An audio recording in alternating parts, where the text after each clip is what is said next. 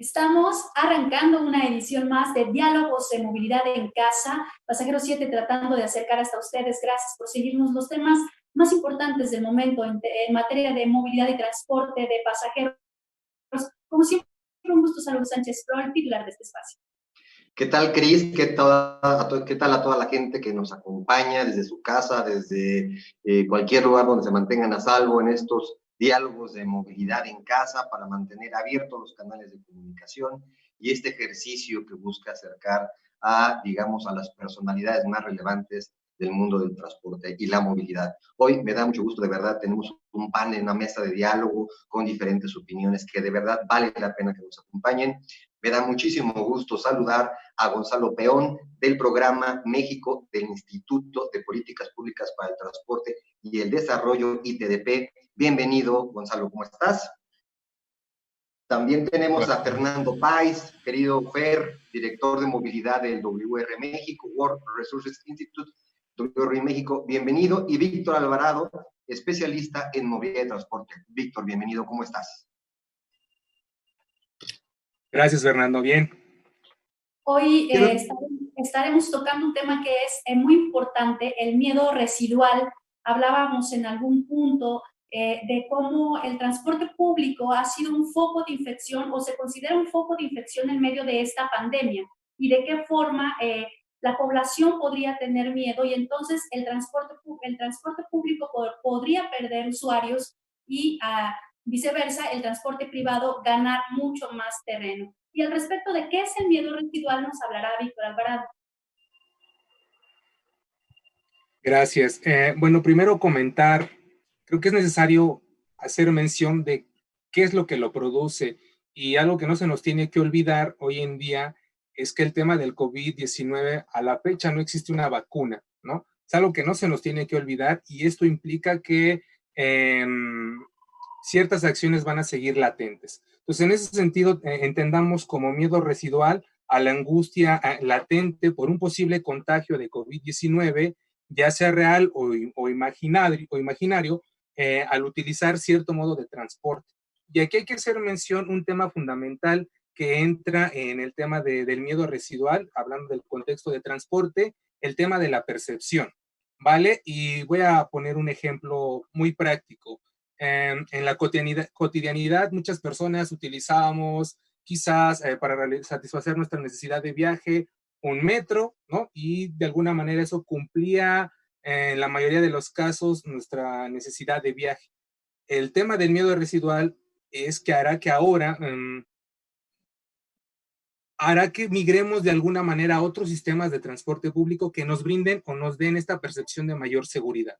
Ejemplo, una persona que utilizaba el metro, ahora lo veo, lo visualizo, tiene esa percepción de que es un sistema de transporte con una alta saturación de personas, en horarios de máxima de banda, en los transbordos, en las transferencias, y al igual, y ahora opte por utilizar un BRT que al igual y ha detectado que el transporte le permite viajar de alguna manera con mayor comodidad o con mayor seguridad. El tema del miedo residual estará latente por el tema de que no hay una vacuna hoy por hoy que dé garantía de la cura, por así decirlo.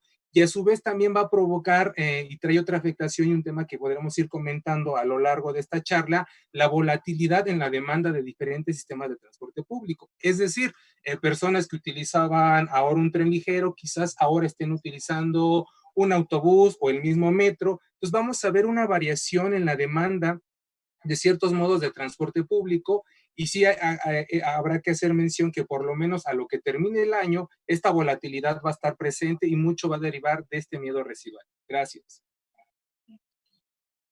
Gracias, Víctor. Fernando Páez, esta volatilidad de la que hablaba Víctor, ¿qué tanto va a afectar a los medios de transporte? ¿Qué tanto están preparados para poder adquirir nuevos modelos de negocio? Pues sí, mira, sin duda si uno se va un poco a ver los impactos que ha tenido la pandemia en el sistema de movilidad, ha tenido impacto no solo en el componente de transporte, sino también en el de infraestructura. En el componente de transporte es claro que el transporte público, por ser un modo que se usa masivamente, ha disminuido su demanda. Para el caso de México, en lo que pudimos observar a nivel nacional en las proyecciones que hicimos, en un 60%. Si uno observa las ciudades de Latinoamérica, en general están entre el 75 y el 80%, pero a nivel global se ha llegado a una disminución hasta del 90% en el uso del transporte público. Eso ha generado un incremento de otros modos de transporte, el uso de los modos no motorizados, o sea, la gente está caminando y está usando la bicicleta, pero eso tiene un impacto además en el uso de la infraestructura y eso ha hecho también que en algunas ciudades se tomen medidas de adecuación de la infraestructura, por lo menos de manera temporal, para garantizar la seguridad de los usuarios que usan los modos de transporte y caminan, los modos no motorizados y caminan, pero lo otro también es que se ha generado también un movimiento distinto en la logística de distribución de mercancías, porque la forma en que la gente está accediendo a bienes o servicios es a través o de las plataformas, de hacer los pedidos a domicilio, y eso ha disparado también otras, digamos, cambios en este sector de la logística de carga, que es un tema olvidado. Entonces, la pandemia trae impacto, por lo menos en esos tres elementos del sistema de movilidad, y pues sin duda hay que empezar a trabajar en ver cómo esos cambios que se están dando en los usos de modos de transporte y las nuevas conductas que está adquiriendo el usuario del sistema de movilidad para moverse se atienden de manera adecuada, garantizando además sostenibilidad de los sistemas actuales, garantía de seguridad vial y personal en los sistemas que se están incrementando, y aquí pues todavía hay bastante trabajo por hacer. No obstante, las autoridades pues se han centrado mucho en los temas de garantizar la salud a través de los programas de desinfección e información a los usuarios. Creo que todavía queda mucho por hacer, sobre todo porque la capacidad técnica y operativa y los temas de financiamiento aún están bastante en revisión, y en veremos de dónde es que se identifican fuentes para esto. Gonzalo, ¿crees que esta volatilidad traerá mucho más auge al transporte privado, al individual, que es algo con lo que se ha estado trabajando, al menos para quitarle un poco de privilegio al transporte particular? Creo que estamos observando algo como lo que tú dices en los países donde ya se aplanó la curva o se llegó al pico y se está bajando y se está empezando a regresar paulatinamente a la oficina, a la escuela, ¿no? Creo que hoy en la mañana, ayer regresó la gente del trabajo, por ejemplo, a la Bolsa de Valores, y creo que a los en Nueva York, ¿no? Y le dijeron a sus empleados no usen el metro, ¿no? Lo cual es terrible, va a ser una ciudad como Nueva York y particularmente Manhattan, y pues eso está obviamente afectando muchísimo y puede generar más congestión. Entonces sí es algo que puede pasar y que está pasando y que tenemos que prepararnos para esto. En esta situación, así como el caso de la Bolsa de Valores, pues, y tuvo esta indicación, creemos que también el papel de las organizaciones, estábamos hablando de empresas, gobiernos, escuelas, que atraen viajes de sus empleados o clientes, pues tienen que promover o tienen que ser parte de la solución y del regreso paulatino a ir a estar en presente y no solo en línea. Entonces, tiene que haber estas estrategias coordinadas que se pueden impulsar desde estos lugares. Yo creo que eso es una gran oportunidad para promover esto. Y la otra gran oportunidad, que haciendo mencionar lo que mencionó Fernando, tiene que ver con los espacios para caminar y pedalear. Hemos visto, digamos, esta propuesta muy interesante de CEMOVI, que propone tener carriles bici en Insurgentes y en Xola, y bueno, donde corren las líneas 1 y 2 de Metrobús. En San Pedro Garza García vimos también un ejemplo muy interesante que ya han anunciado también, que esta medida emergente se vuelva permanente. Entonces tenemos que combinar la respuesta de política pública entre el sector público y el sector privado, y tenemos que pensar de una manera estratégica, ¿no? Porque digamos, esto es algo que viene, que va a afectar no solamente en un mes, ¿no? Sino es algo mucho más duradero. Los efectos, como bien lo dijo Víctor, todavía no hay una vacuna, entonces la normalidad pues está en un horizonte temporal bastante lejano. Entonces tenemos que pensar estratégicamente, pero sin olvidar lo urgente. Y eso es algo un poco difícil, ¿no? Organizaciones como WRI, como el Consumidor, como ITDP, muchas veces nos enfocamos muchísimo en lo estratégico, ¿no? Tiene que ver con la planeación y una serie de decisiones que van a impactar en distintos momentos y en el tiempo por llegar y a largo plazo. Y en este momento, parte de nuestra acción también tiene que tomar en cuenta las medidas urgentes, ¿no? Porque el golpe puede ser tan fuerte para distintas organizaciones que ya no se levanten, ¿no? Podemos ver que desaparezcan sistemas de bicicleta compartida o otros proveedores de transporte, ¿no? Seguramente también digamos, muchas empresas transportistas, me van a platicar con ellos mañana en este mismo espacio, pues van a tener distintos problemas. Entonces, creo que tenemos que pensar en esto urgente y aprovechar estos momentos en los que hay un choque externo, una crisis que nos permite ver, ¿no? Como un lente amplificador las debilidades y fortalezas del sistema y poder a partir de esto encontrar algunas oportunidades para mejorar el sistema de hacerlo más resiliente. Víctor, ¿tú consideras que en México, a nivel tanto federal como estatal, existen mecanismos para poder apoyar al transporte público, pensando en que la normalidad como la conocemos no va a regresar? Y me refiero a los aforos, serán mucho menores. ¿Estamos preparados para ello, Víctor? Gracias. El sector transporte suelo dividirlo de dos formas, el estructurado y el no estructurado. Entonces, si partimos y respondiendo a la pregunta de si hay mecanismos, sin duda alguna el transporte estructurado goza de alguna manera de estos privilegios, de estos mecanismos para estructurar, para modificar su programación del servicio, tomando como referente la demanda que existe. Entonces, ese podría entrar como un mecanismo de apoyo a los sistemas de transporte público. De ahí nos vamos al sistema de transporte que no está estructurado, los microbuses, básicamente el modelo hombre-camión, le ha golpeado de forma terrible a este sector porque justamente quieren seguir operando con el mismo número de vehículos, quieren seguir teniendo las mismas ganas. Hablando de ese sector como tal, no se han desarrollado mecanismos y hay que tener ahí mucho cuidado. O sea, la apuesta de gobierno, de alguna manera, se ha apostado por políticas para dosificar la demanda, para viajar en horarios, se me fue la parte de, caray, bueno, regreso, ¿mandé? ¿Escalonados?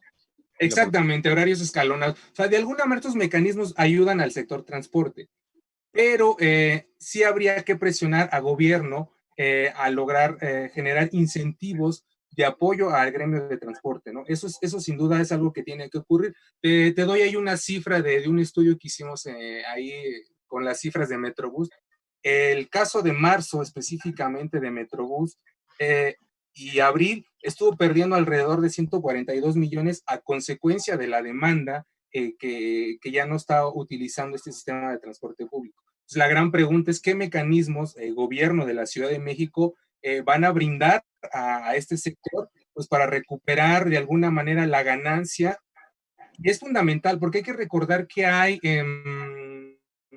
una programación anual de ciertos costos o ciertos gastos que se tienen. Por ejemplo, los salarios de los operadores, las rentas de espacios para guardar ciertos vehículos.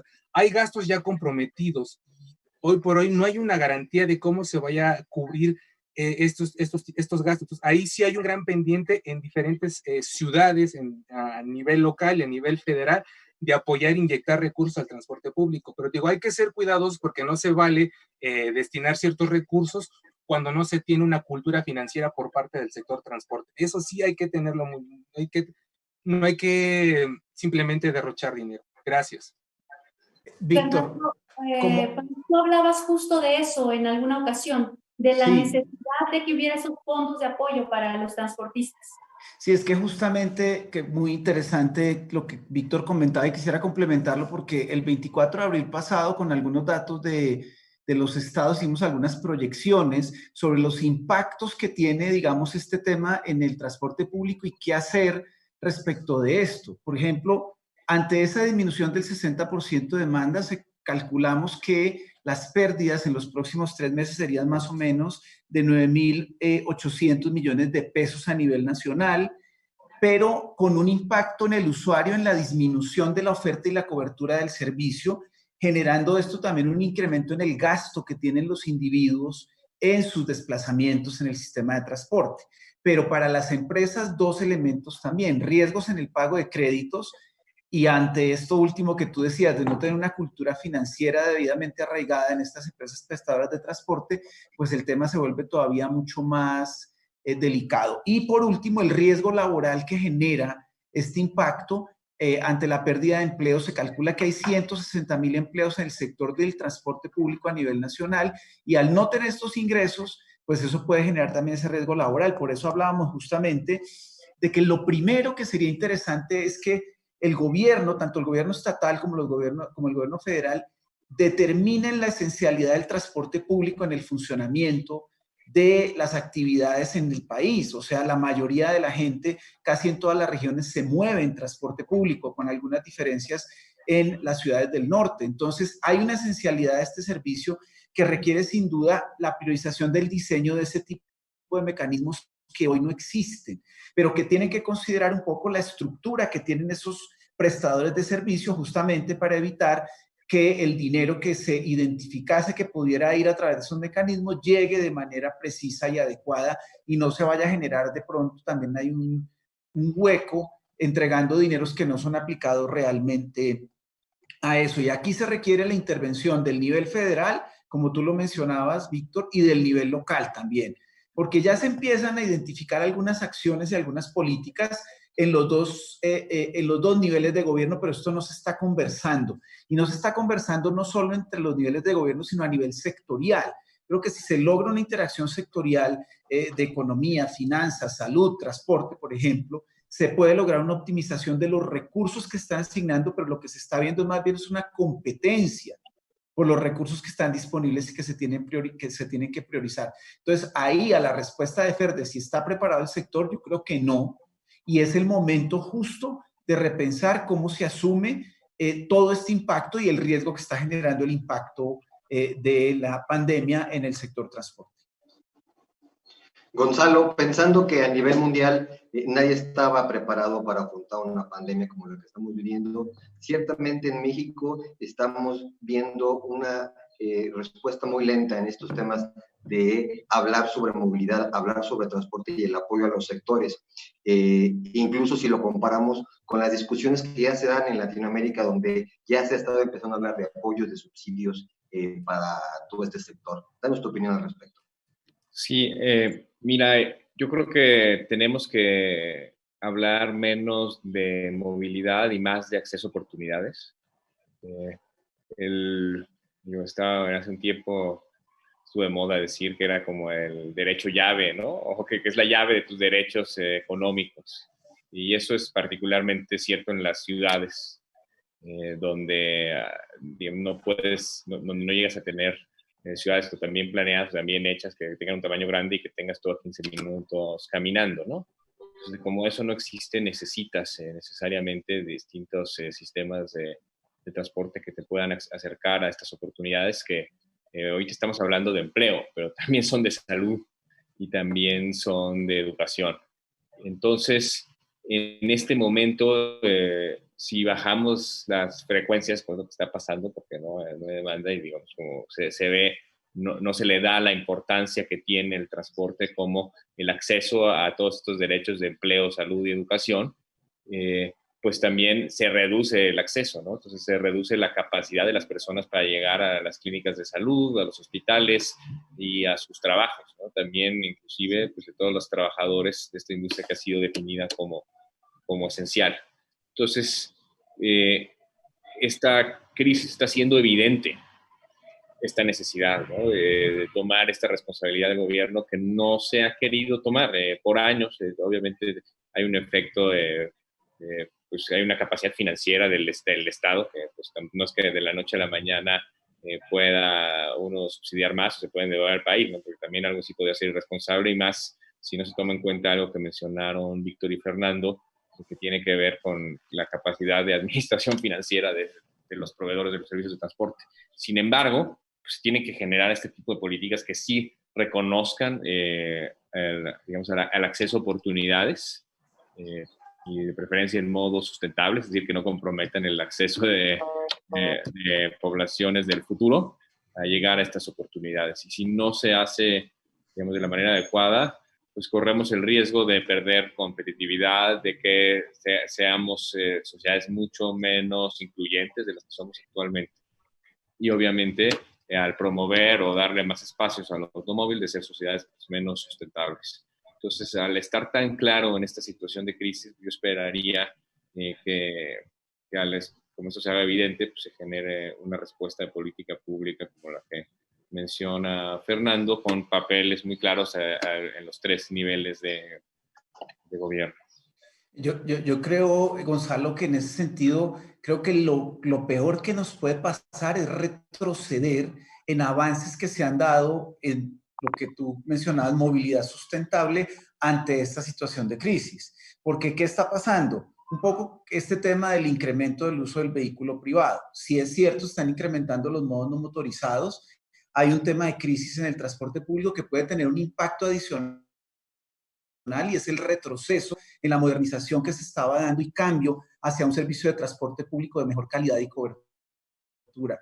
Y ahí eso pone también otra alarma donde los gobiernos tienen que poner atención de cómo se da esa sostenibilidad en los servicios de transporte del sistema de movilidad para evitar ese retroceso, porque creo que se ha venido avanzando y se ha venido avanzando en el foco de que tengamos, digamos, un mayor acceso cada vez a oportunidades a través de un sistema estructurante como es el sistema de movilidad. Pero ojo, porque de no tomar acciones inmediatas, identificar los recursos y organizarse institucionalmente, podemos dar un retroceso en algo que lleva, yo creo que un par de décadas avanzando. Hablamos entonces de alarmas importantes que podrían debilitar todo nuestro sistema de transporte público.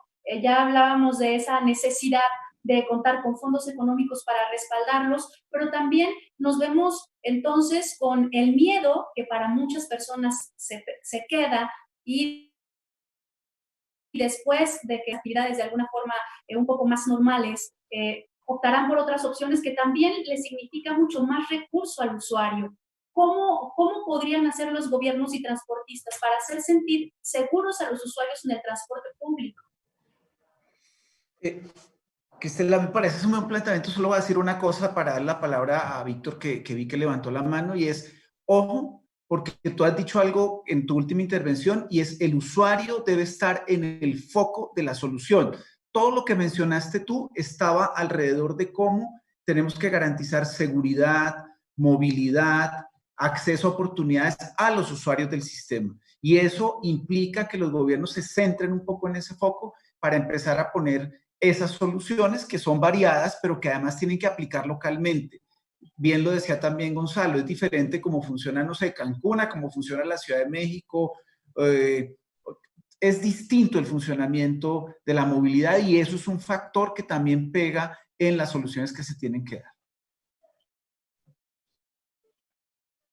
Gracias. Bueno, ahí mi intervención es la siguiente. También recordar que el tema del COVID, el tema del miedo residual, también muestra una gran oportunidad en el hecho de hacer acciones de mejora en el sector transporte. Durante muchos años, las organizaciones que hoy estamos presentes hemos presionado al gobierno, no solamente hemos presionado, nos hemos reunido, hemos dialogado, hemos trabajado de forma conjunta, tratando de cambiar el chip, y ya se ha dicho bastante, el discurso ya se ha ganado. Hoy de repente nos encontramos con autoridades que empiezan a hablar de nuevo modelo de movilidad, apostar por el transporte público. Sin embargo, todavía hay grandes pendientes, o todavía esta situación no la percibe el usuario. Es decir, que hoy yo 1000 veces apueste por viajar en el transporte público, en el metro, y quitarme esa idea de recurrir a un automóvil particular, hacer desplazamientos cortos y demás. O sea, hoy el tema de la pandemia, el tema del miedo residual, hizo actuar a las autoridades de gobierno a instaurar políticas y acciones de forma reactivas, pero son acciones que veníamos pidiendo a lo largo de muchos años y de repente de la noche a la mañana se implementaron. Hoy, hablando del contexto de la Ciudad de México, en este tema de los horarios escalonados, muchas veces lo hemos enunciado de sus grandes ventajas, de sus grandes atributos, y de repente encontramos hoy una autoridad que dijo, sí, vamos a empezar a hacer que las personas empiecen a viajar en horarios escalonados, algo que hemos luchado por años, de repente, de la noche a la mañana se ve implementado. Entonces, aquí es el momento oportuno para apostar, más allá de perder todo lo que hemos ganado, pues justamente para reforzar. Hace rato cuando hablábamos de la introducción de qué es el miedo residual y hacía mención de que teníamos que vincularlo con el tema de la perspectiva, porque muchos de nosotros, muchas de las personas, justo vamos a buscar un sistema de transporte que me dé mayor seguridad, mayor certidumbre, cosa que siempre ha existido dentro de los atributos del transporte. Y voy a dar un dato, o sea, por ejemplo, escenarios antes del COVID, ¿no? Antes de la pandemia, en el caso de la Ciudad de México, una encuesta que hace de forma anual o cada 2 años INEGI, la encuesta nacional de calidad e impacto gubernamental. Esta encuesta, dentro de las diferentes preguntas que hace, hay una sobre qué tan satisfechos están con el transporte, ¿no? Y ahí tiene clasifica el transporte justo en combis, vagonetas, microbús, lo que conoceríamos como modelo hombre-camión, hombre operativo, y hay una desaprobación, por poner ciudades, Ciudad de México, una desaprobación, Ciudad de México del 80%, Estado de México del 75%, Guadalajara del 65%. Sin embargo, cuando hablamos de transportes estructurados, de esta misma encuesta que realiza INEGI, caso de la Ciudad de México, hay una aprobación del 71% para lo que es el metro y para lo que es el Metrobús. El caso del Estado de México, un 80% para lo que es el Mexibús y el Mexicable. El caso de, bueno, el área metropolitana de Guadalajara, hablando de lo que es el tren ligero y el Macrobús, hay una aprobación del 88%. Entonces, aquí a lo que quiero llegar es que debemos de reforzar a los sistemas de transporte, ¿no? O sea, a los estructurados como tal, pero también a los que no son estructurados para que se suman al barco de las grandes ventajas que tienen para que los usuarios apostemos por estos sistemas de transporte y no estemos migrando, como ya lo mencionaba Fernando, a vehículos particulares. Y esto, pues, de alguna manera traerá ahorros sustanciales al bolsillo, claro, de los usuarios. Eso trae un elemento adicional, Víctor, que me parece que es fundamental ahora, y es cómo se repiensan los procesos de información y comunicación para atacar ese miedo residual. La información está llegando a través de redes sociales y a través de los medios masivos o de mensajes políticos que muchas veces generan mucha confusión, no solo en las autoridades, sino en el sector privado y en los usuarios. Ahí hay que trabajar fuertemente. Yo creo que también ahora que te oigo en ese tema de cómo disminuir ese miedo residual, mejorando esos procesos de información y comunicación de manera urgente. Y bueno, algo que el tema de información también me llega a pensar con el tema de las ventanas de oportunidad que abren estas crisis, que también hay de las oportunidades de mejora que creo que son evidentes y que todos queremos y que podrían hacerse a nivel, otra pues tienen que ver con la tecnología. Hoy ya la mayoría de las empresas y las operadores de transporte pues tienen GPS o distintos sistemas de ABL que tienen información donde están los buses y normalmente saben los dueños de las empresas dónde están y el gobierno en algunas ocasiones, pero los que nunca saben en dónde están sus buses son los usuarios. O sea, las personas usuarias podrían acceder a esta información y esto, ahora que estamos viviendo en un escenario con menores frecuencias, pues podría disminuir drásticamente el tiempo de espera, ¿no? Y dar certeza, ¿no? Es algo y entonces yo creo que hay muchos puntos muy específicos como este, hay otros más, que podrían atacarse rápidamente a partir de esta crisis y dar este tipo de cambios que pudieran generar que tuviéramos pues, mejores resultados y que fueran mejor evaluados por los usuarios estos sistemas de transporte. Chicos, pues se nos termina el tiempo. Yo les agradezco muchísimo y creo que queda sobre la mesa muy claro la necesidad que tienen los sistemas de transporte público por recibir apoyo, por crear fondos para que ellos puedan subsanar sus finanzas y no bajar la calidad del servicio. También el compromiso que deben tener transportistas y gobierno en garantizar la salud y las medidas de seguridad para que el usuario se sienta mucho más seguro en el transporte público, que no se pierda en el camino y opte por el transporte particular. En fin, sin duda ha sido muy nutrida la conversación. Les agradezco muchísimo, Fernando, Víctor, Gonzalo, por compartir tiempo con Pasajero 7. Gracias también a Iván Sepúlveda, encargado de la cuestión técnica de esta transmisión, y te dejo a ti para cerrar, Fernando Sánchez. Gracias, pues yo me quedo con el último bloquecito donde hablaban de las oportunidades que esta pandemia, que esta contingencia abre para repensar nuevas formas, nuevos modelos de transporte y de que la gente se mueva y adopte nuevos hábitos para así efectivamente mantenerse seguros, pero también nos seguiremos moviendo y trabajando porque así es necesario. Agradezco mucho a Gonzalo Peón del Programa México del Instituto de Políticas del Transporte y el Desarrollo ITDP, por supuesto también a Fernando Páez, director de movilidad del WR México, y a Víctor Alvarado, especialista en movilidad y transporte. Muchas gracias a los tres. Gonzalo, ¿tienes algo que decirnos para concluir? Sí, muchas gracias. Solamente pedirles su apoyo. Estamos haciendo, junto con muchas otras organizaciones y empresas, una campaña de recaudación que se llama Rodando Ayuda. Si luego pueden a las personas que los visiten y que ven el programa, decir rodandoayuda.mx. Estamos llevando despensas a personas trabajadoras domésticas, a personas en situación de calle y a personas repartidoras que así lo necesitan, y lo estamos haciendo en modos sustentables como bici eléctrica, bici de carga y moto eléctrica. Entonces, en este momento, pensando un poco en lo urgente, creo que es una iniciativa muy interesante que si nos ayudan a difundirla les agradeceremos mucho porque necesitamos el apoyo de muchas personas, porque es claro que esta crisis económica o situación económica difícil que va acompañando a la pandemia, pues va a durar un poco y creo que no queremos que esto le quite el derecho a la alimentación de muchas personas. Pues estaremos al pendiente y, por supuesto, compartiendo también en Pasajero 7 esta iniciativa. Gonzalo, gracias. Fernando Páez, Víctor Alvarado, muchísimas gracias, señores. Un placer estar con ustedes en Diálogos de Movilidad en Casa, en Pasajeros. Gusto de verlos. Gracias.